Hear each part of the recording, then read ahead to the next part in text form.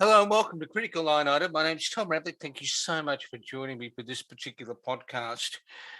Somebody once said, May 1,000 flowers bloom, and we're definitely seeing some of that in the way in which independents are emerging as contenders across a range of electorates in the coming federal election.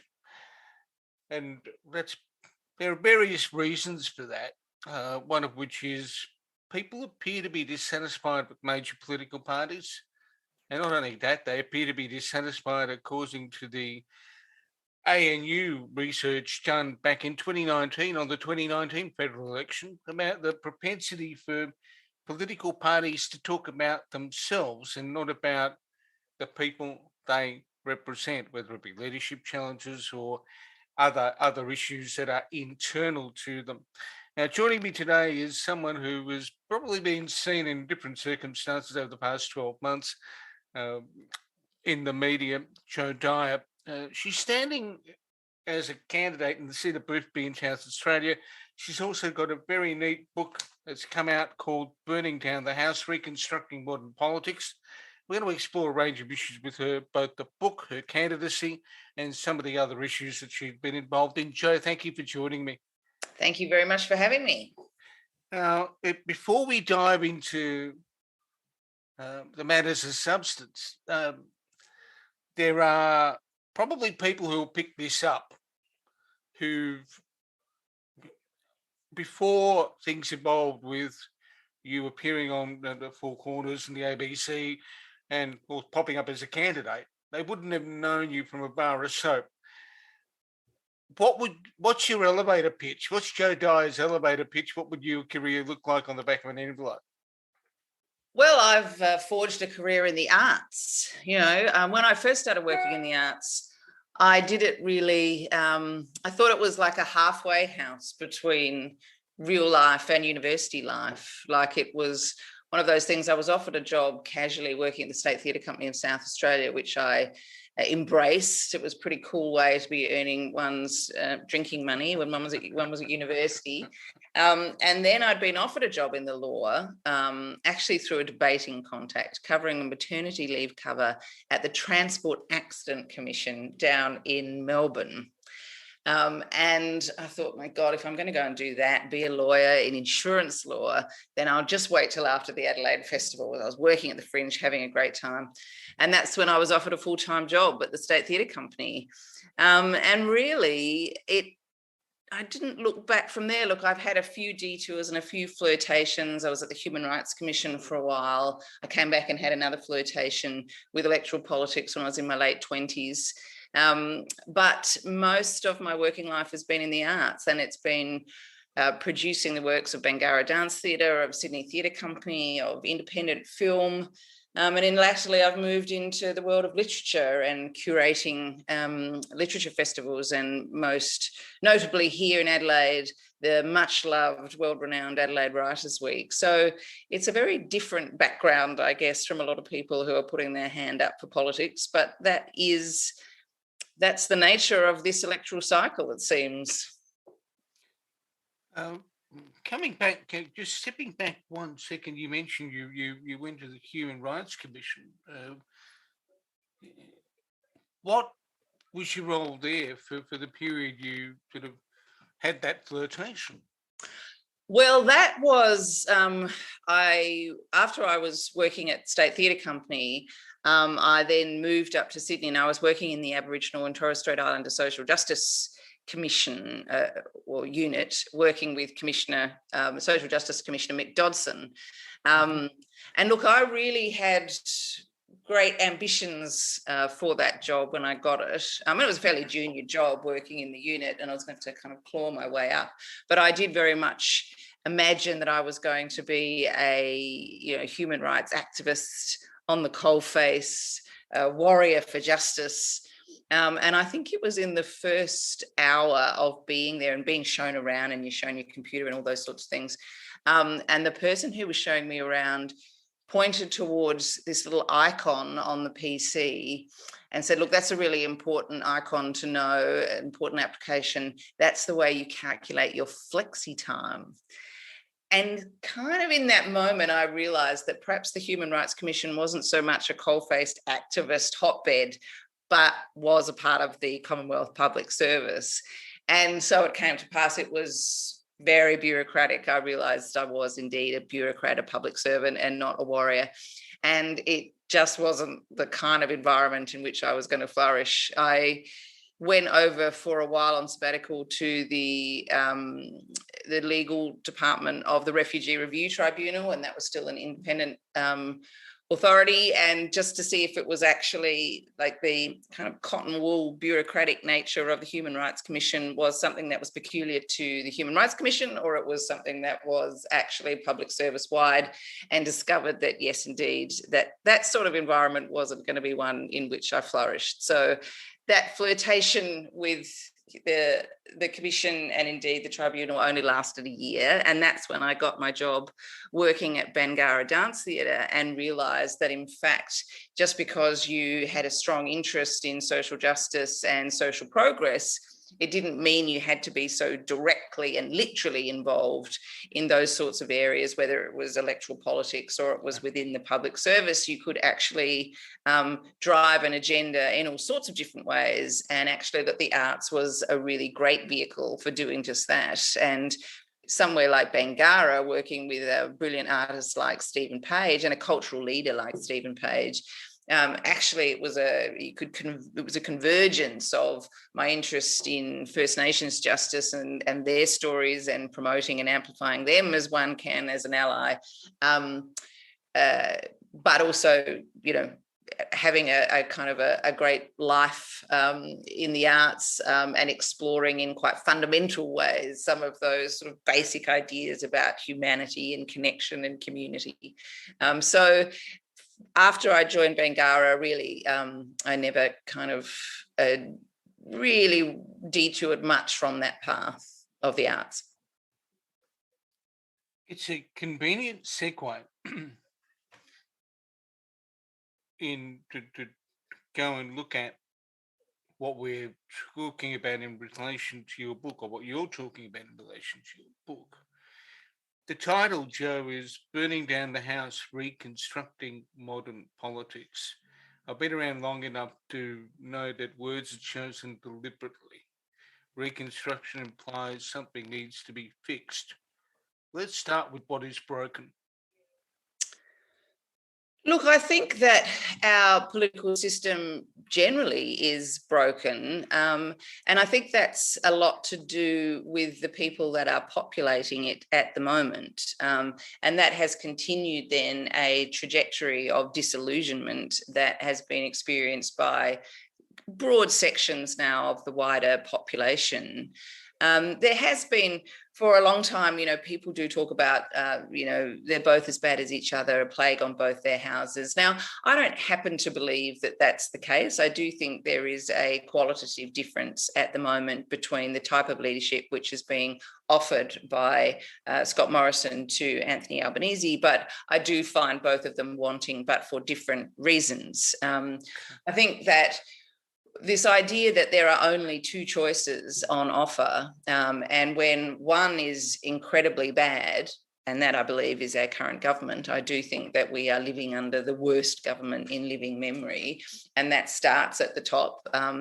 The leadership or lack of leadership being offered by Scott Morrison, someone who really is in politics for power, and everything that he does or says or imagines or offers is all about the retention of power, and is not in any way visionary or ambitious for our country.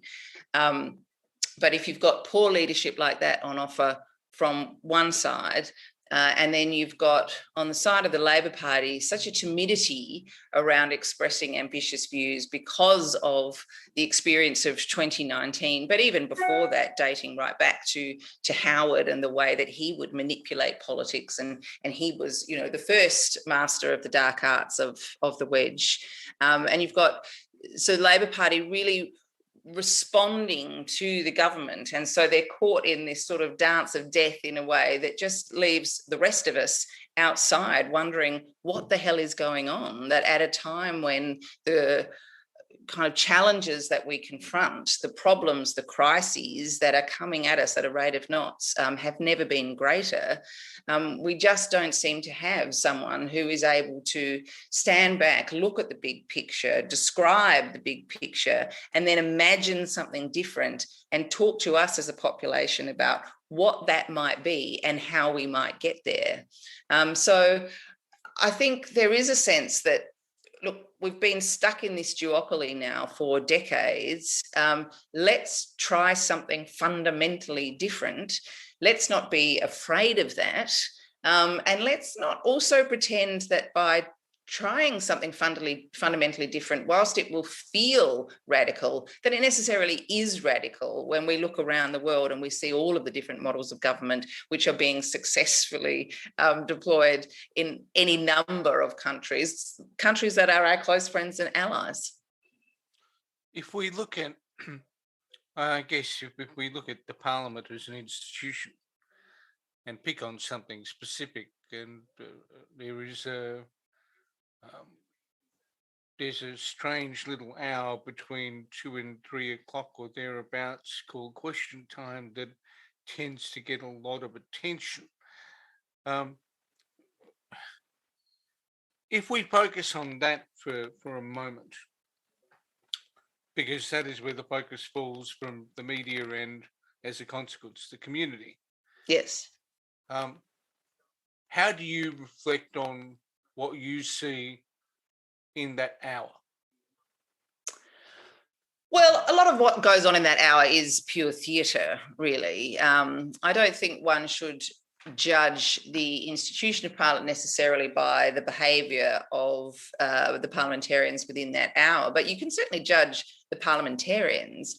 And, you know, I think we've only got to reflect on what happened in the last couple of weeks of the parliamentary sitting calendar this year, and you can see the sort of the desperation of the ploys which are now being used by the government.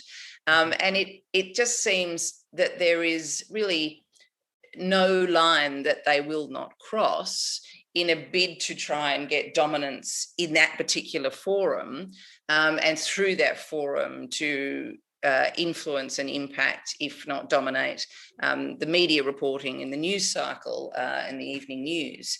You know, the idea that we should be weaponizing our national security for electoral gain, pontificating wildly with extreme rhetoric, as Dutton was doing in the first instance, and then there seemed to be some kind of game of machismo going on between Dutton and Morrison, with Morrison knowing that Dutton's sort of sitting behind him, lurking, knife in hand.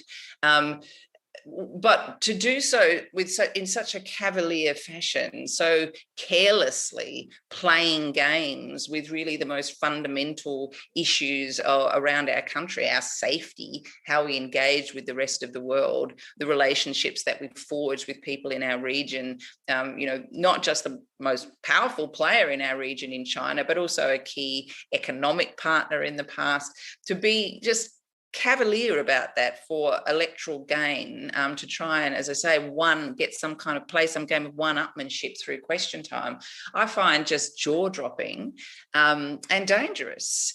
And yet that's what we see, these sort of extreme heightened levels of rhetoric, extreme positions of aggression being adopted in this particular contest. You know, I don't have any problem with robust debate at all, but I do have a problem where our parliamentary systems and our political engagement is being introduced in such a way for really venal and partisan outcomes.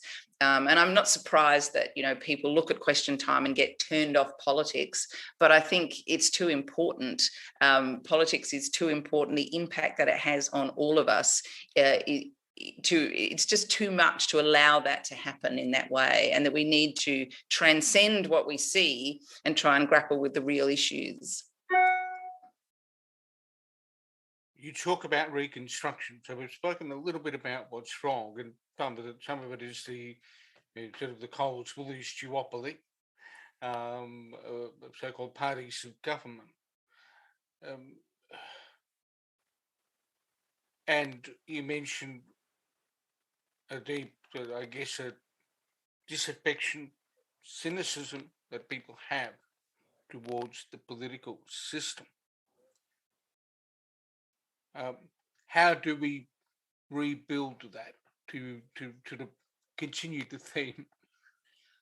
Well, I think we have to offer something different. We have to and then we have to embrace something different. I mean, if we really are frustrated and disillusioned, then we want things to be different, then we have to do something different. We have to vote differently as well. And I think, you know, if people have complained that we have too much of the same on offer this election, that is not the case. We have an array of people from very different backgrounds who have put their hand up. And I think the only thing that will stop many of them being elected is some sort of reflexive resistance to the idea of difference, that somehow voting for an independent is a wasted vote, that somehow it's going to undermine efficient government. And there's just no evidence to suggest that's the case at all. Not only have we had a very efficient minority government in our living memory under the Gillard minority government, you know, there's just all sorts of evidence from the impact that individual independents have had within a system where they don't hold the balance of power, that they can make a change for the good, even if they do not succeed in holding the balance of power.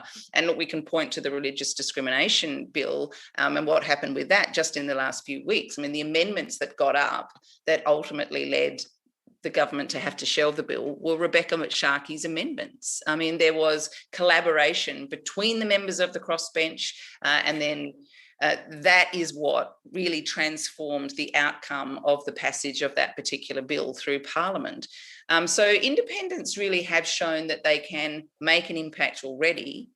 I believe if they hold the balance of power, that will be kind of completely transformative. But in order to get there, individual voters have to sit back and think, what is it that would prevent me from voting for an independent? And is that a reasonable position? Or is that just a reflexive position that I've adopted because I'm so used to living within the paradigm of a two-party system? I mean, we've seen that the media themselves have struggled to get their head around the idea that independents are genuinely independents and are attracting support as individuals. When Simon Holmes of Court spoke at the National Press Club, the accusation is all around the fact that actually the independents are a secret political party, and if it, you know, walks like a duck and quacks like a duck. And the reality is independents are neither walking nor quacking like ducks. They are just not engaged in that kind of strategic alignment that would be required for the description of us as a political party to make any sense. And yet people the media and some potential voters that we need to try and persuade, and we need to get around the media in order to do that. They can't get around the notion that you've got a group of people who are standing, who have come from their communities and are standing in a bid to try and revive a grassroots and community engagement. They want to have a dialogue with their voters back in their electorates, and then they want to amplify that up to Canberra in a way that the ordinary views of Australian citizens can be heard and can be taken note of. And we actually find that, generally speaking, the views of Australian people are quite progressive, are quite egalitarian, are very open, and are way ahead of our parliaments and certainly this government in a whole range of key areas. Mm-hmm. That brings me rather conveniently to why run? I mean, you've had a 12-month period which we'll touch on a little later, where there's been an intense media focus, on issues that you probably never thought you'd be talking about publicly, and now you're running for Parliament. Why?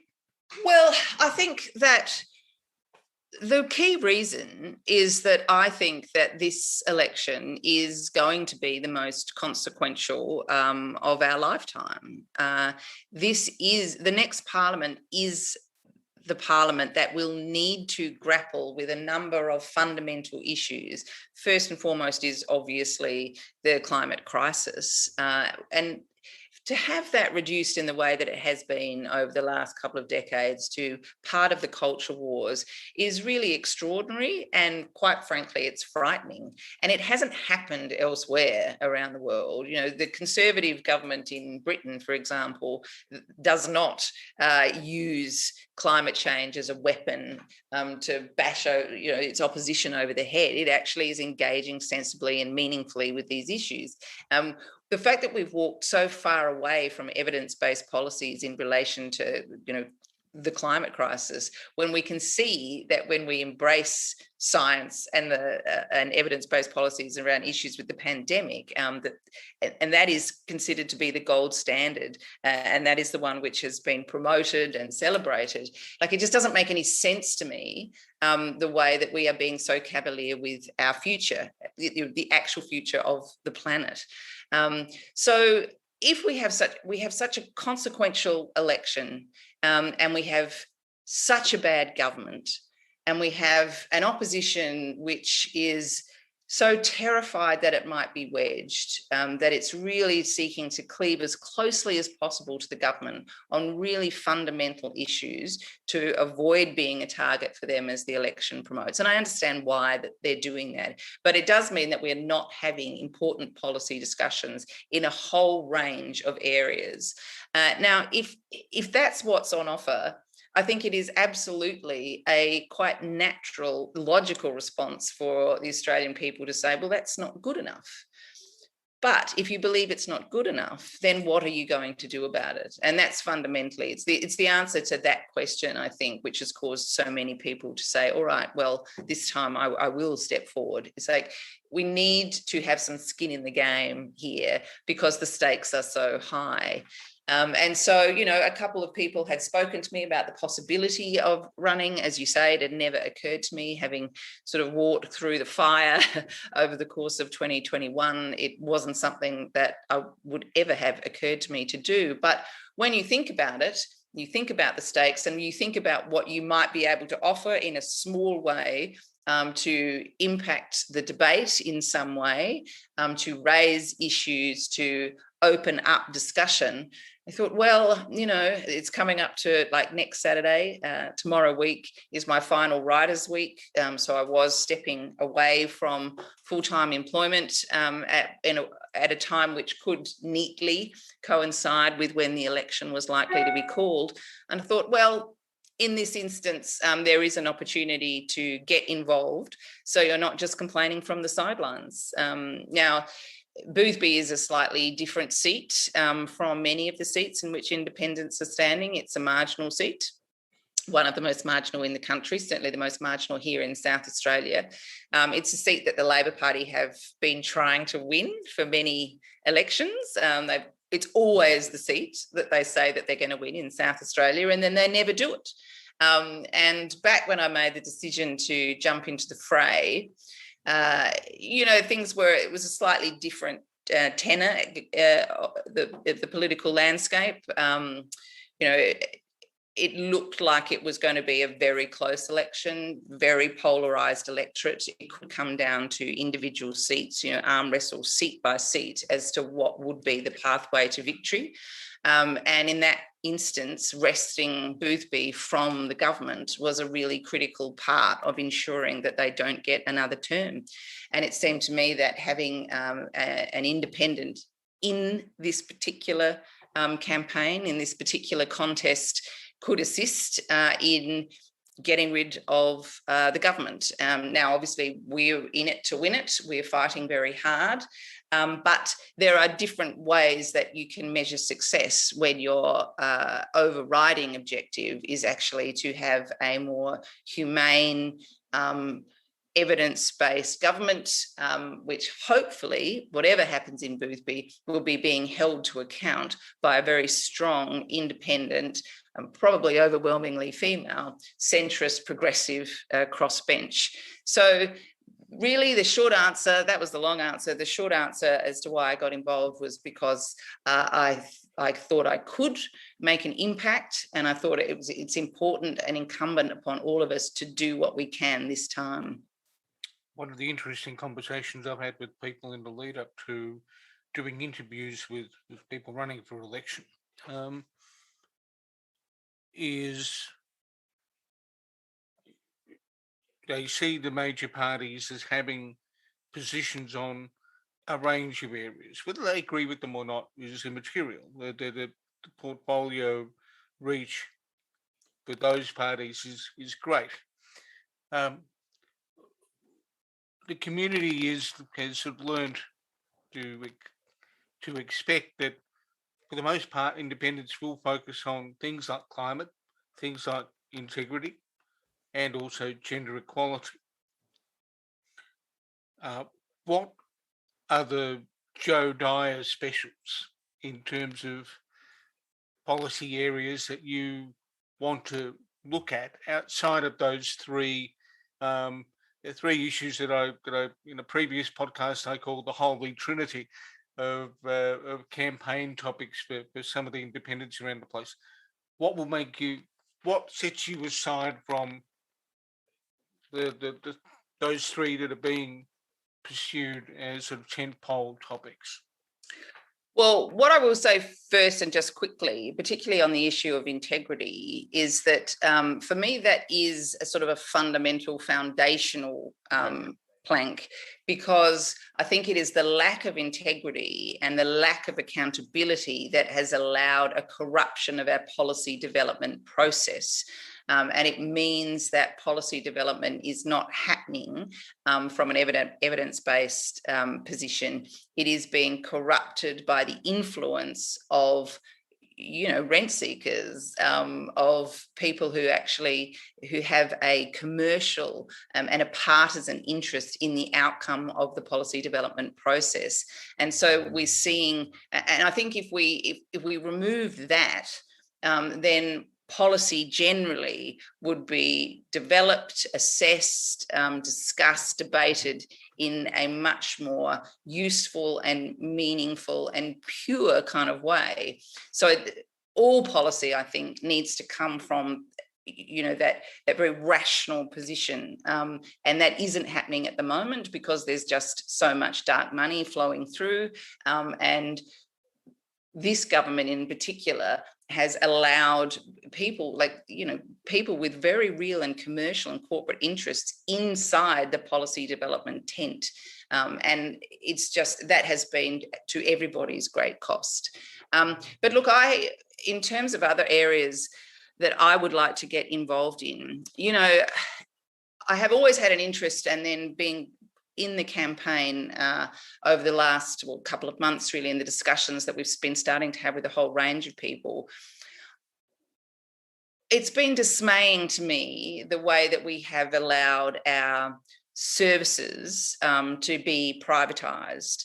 So the delivery of really fundamental services to the Australian population to have been privatised. And you look at the way that's happened in some areas of the health system, in the aged care system, in the way that and the social security system and NDIS in particular, the providers around there are now private providers. And there's lots of difficulties and challenges that flow from that, which I think have been to the detriment of the services that are on offer. It's both to do with the actual offering, and then it's to do with the system through which people looking for help have to navigate, and the bureaucratic kind of labyrinths through which the kind of Kafkaesque system with which they're trying to grapple, and often at times when they're in real need.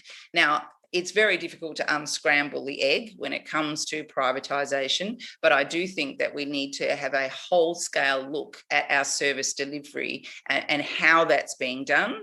And then we need to look at the amount of funding which is in the system in order that those people, those Australians who are at their most vulnerable and at most need of help are getting that help and are not instead being subjected to kind of cruel and draconian systems which are compounding the difficulties that they're facing. So, I come to this campaign with a real strong interest and ambition for equity. And the way that we can look to help Australians at every stage of their lives, and whether or not that's ensuring that there is good childcare available so that they're accessing early childhood education and getting a good foundation for life, whether it's ensuring that our schools are equitably funded and that we're not providing, rivers of cash into some of the most wealthy private school institutions in the country at the expense of some of our disadvantaged areas, whether it's ensuring that our universities are well funded, that there is good careers, healthy, strong careers for academics who've worked so hard to get there, and that our research capabilities within universities is bolstered, and not just in areas that might go on potentially to be seen as, commercial streams, but that it's actually about creating great minds and critical thinking amongst the student population, so that we can go on to have a creative and innovative population and workforce more generally. Then it's, of course, if we find ourselves unemployed, that we're not being subject to kind of punitive mutual obligations that serve, really no good benefit at all, other than to try and ensure that people don't get too comfortable on living in poverty, on the pittance that we offer through Job Seeker. And then, of course, once we get into, the health system as well, why isn't dental part of Medicare? Let's look at the way that we provide mental health services, particularly at this time when there is so much sort of debilitating anxiety that's endemic within our young people. And then we've seen the crisis in aged care, a crisis that existed way before COVID, but has basically almost led the entire system to collapse. So at every point of our lives, government is there. It is intervening in different ways. But my argument would be that it is not intervening effectively, and it is not intervening equitably. And in some cases, it's not providing enough funding in order for services to be delivered in the way that we would like to think they would be delivered when we're the ones holding out our hand for help.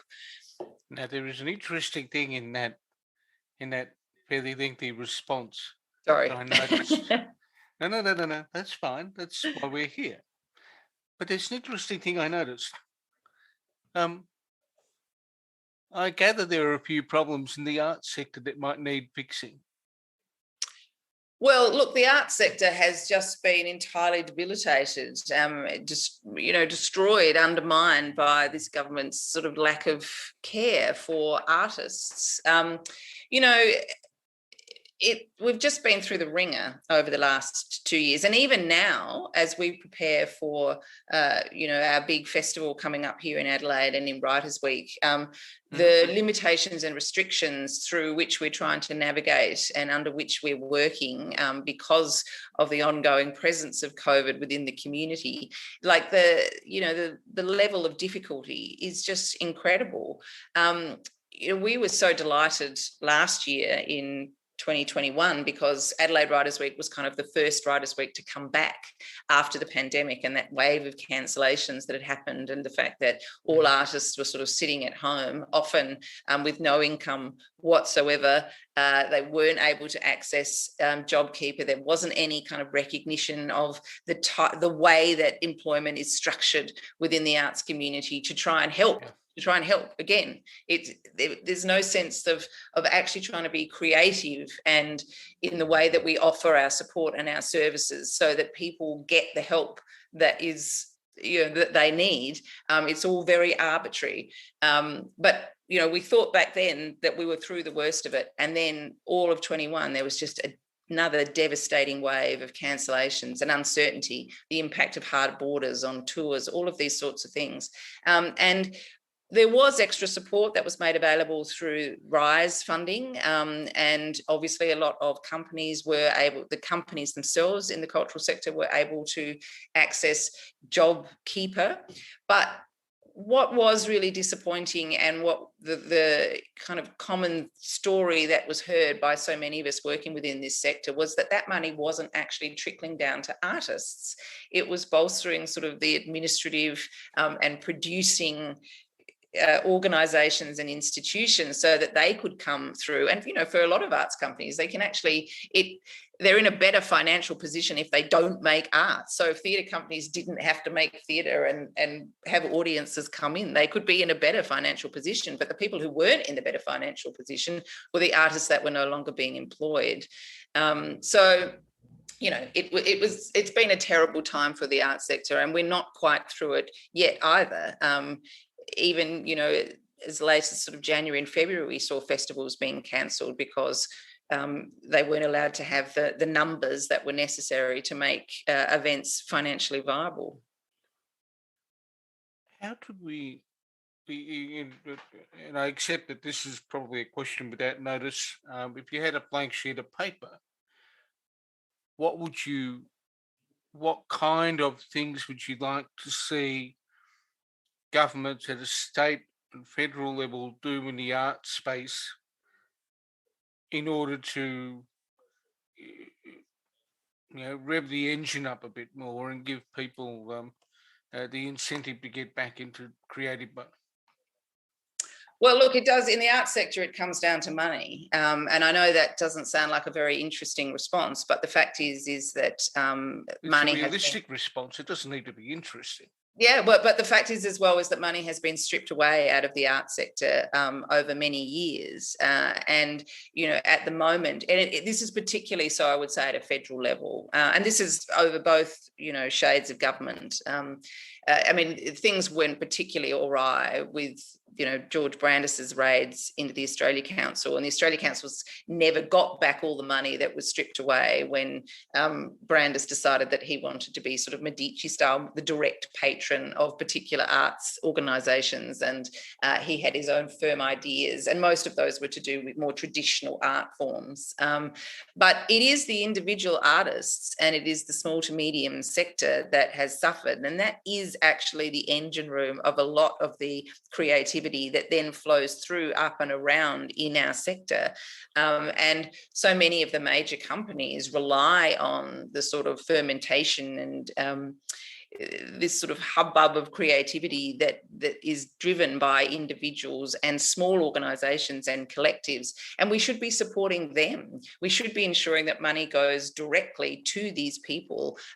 You know, I'm actually very interested in the idea of a universal basic income more broadly, but particularly, I mean, Ireland is actually just piloting this as we speak for individual artists, that they are provided with a fairly low level of income, but income that is not part of the social security system. It is saying we are paying you for the work that you are doing, because the work that artists are doing, we all rely on all the time. We've only got to look at how we all got through the pandemic over the last couple of years. It was joining collectively and watching, you know, high impact television shows, Ted Lasso, Squid Game, all of these sorts of different things that became part of our discourse as we all sat at home and watched them individually, but then joined broader national conversations that were kind of keeping us sane. But we were reading books, we were watching live streaming, we were listening to music at home. These are the things that kind of not just nourish the soul, but that stimulate the imagination.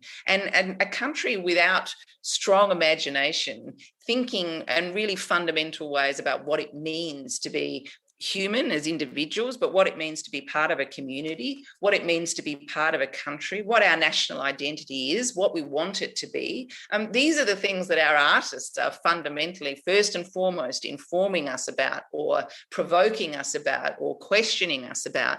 And it is from that platform then that, you know, further investigations and policy developments and so on can occur. But kind of lateral, creative, innovative, imaginative thinking, that has to be the bedrock, I think, of our country. And that is what our artists are offering us up. And they do so often at great personal cost.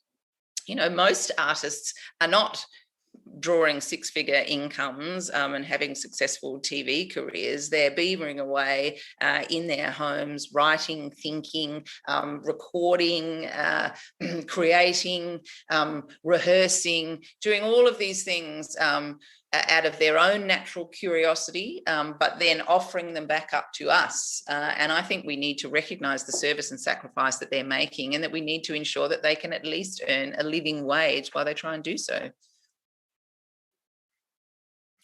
So you'd be in favour of some kind of universal basic income for people in the arts to be able to almost, if I can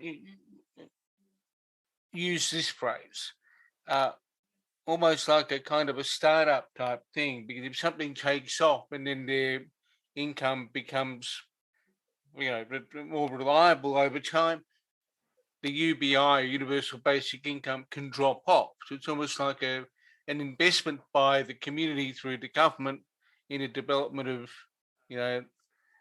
the arts that could possibly, if I can entertain this possibility,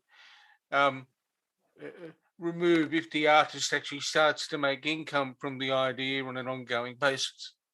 Well, yeah, I mean, look, years ago, before we had all of these draconian measures about mutual obligation, I mean, to an extent, the unemployment benefits used to act as that in a way. You had people who were drawing the dole, who were not bludging, but who were being really active and creative whilst they were doing so. And I think that is, insecurity and anxiety is the enemy of creativity. And if you are really worried about how you're going to afford to pay your rent or to, pay your electricity bill or get your kids some new shoes when they need them, then you are not going to be being your most creative. And I've seen that happen with my own friends, really fantastic artists who get so sort of worn down by poverty that they ultimately leave the industry.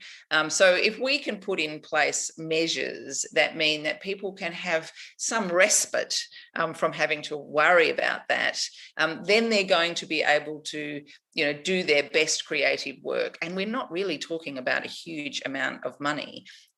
This can apply more broadly as well. I mean, obviously artists and what they offer are a particular concern of mine, but the way that we consign vast swathes of our population to live in really desperate circumstances through this, manifestly inadequate level of job seeker, for example, I don't understand why that's acceptable. And in fact, broadly, again, this is another one of those areas where the government and our parliament is way behind the views of the broader Australian population. I mean, you actually have a broader coalition of organisations, of businesses and unions and individuals and community organisations, not-for-profits, all at one. They have a consensus that job seeker is far too low.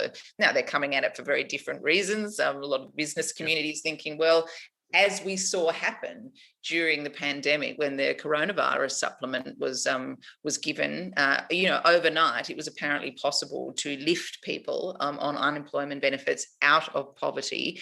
And when they were given extra money, they didn't spend it in a reckless fashion. They didn't buy more alcohol or put it in the pokies. The Accenture studies that Andrew Charlton talked about in his National Press Club address showed that people spent it very wisely, and they were able to pay their bills, and they were able to pay down some of their debt, and they were able to ensure that their kids were being fed and were ready and prepared for school with all of the books and all of the uniform items and everything that they needed, without that being a source of great anxiety. And I just don't understand why, if we could do it then and we could watch the real-time experiment in the way that played out, that there was no disincentive for people to keep looking for work. It just meant that they could live with some dignity for some time. But, for the powers that be decided that should be temporary, and that a rich country like us should consign a section of our population into poverty.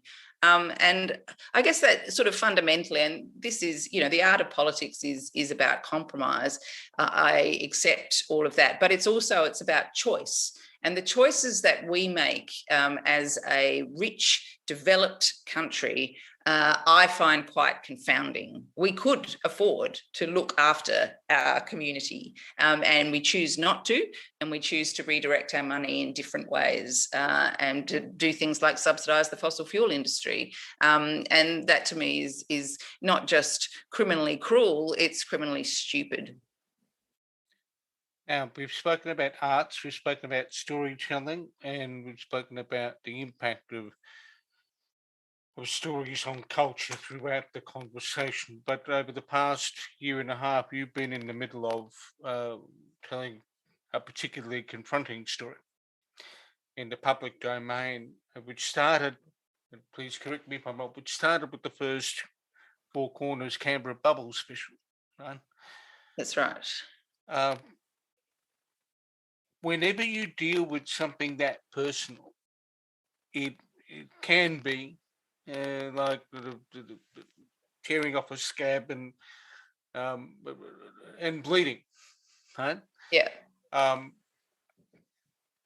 What was that year like for you over the period that you had that degree of public attention?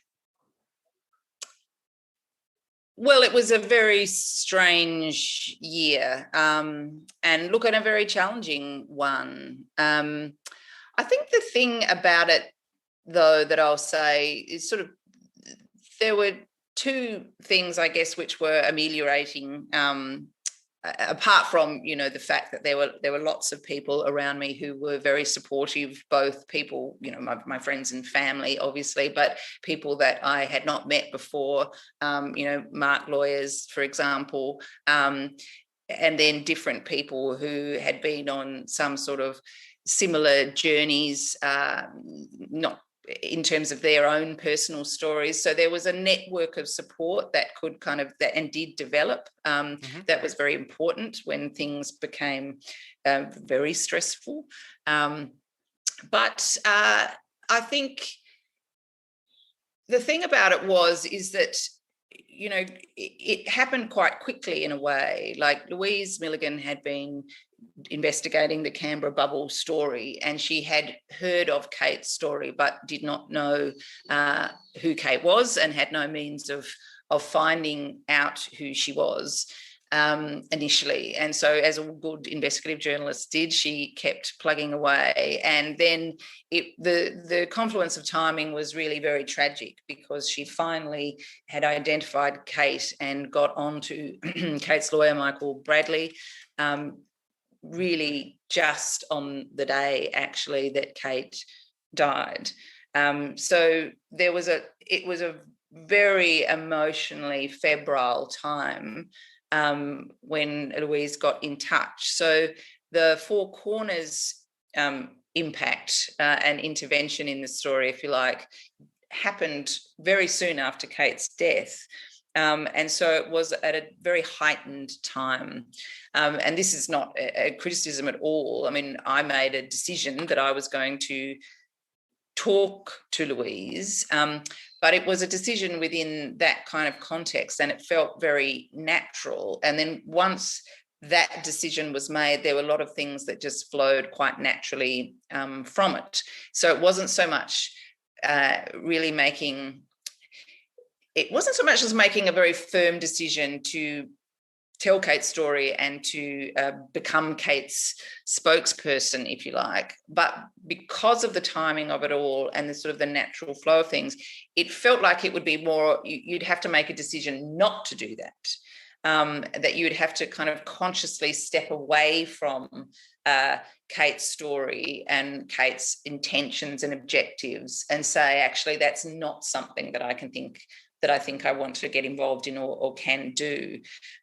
Whereas actually there was a sort of a natural momentum and a tide in the way that the tale was flowing that was very easy and natural, as I say, to stay in and to go with that particular flow. So it was more about maintaining the connection with Kate. We all knew very strongly and passionately what Kate had wanted.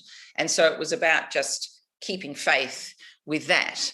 And look, the other thing about it is that, of course, it was a very strange time generally over the course of 2021. So whilst this story was playing out very dramatically and, was one of the major political stories of the year, this sort of, and scandal and crisis, whatever you want to call it, a lot of the time it was happening whilst we were all sitting in our individual homes. And so there was a level of abstraction in a way about it, and the way that we were engaging with it as individuals, that it wasn't that it didn't feel real, it felt very, very real. But it was still quite a personal thing and a personal experience. And it was really only when the lawsuit against Sue Chrysanthu, which initially, Christian Porter had not, we weren't taking action against him.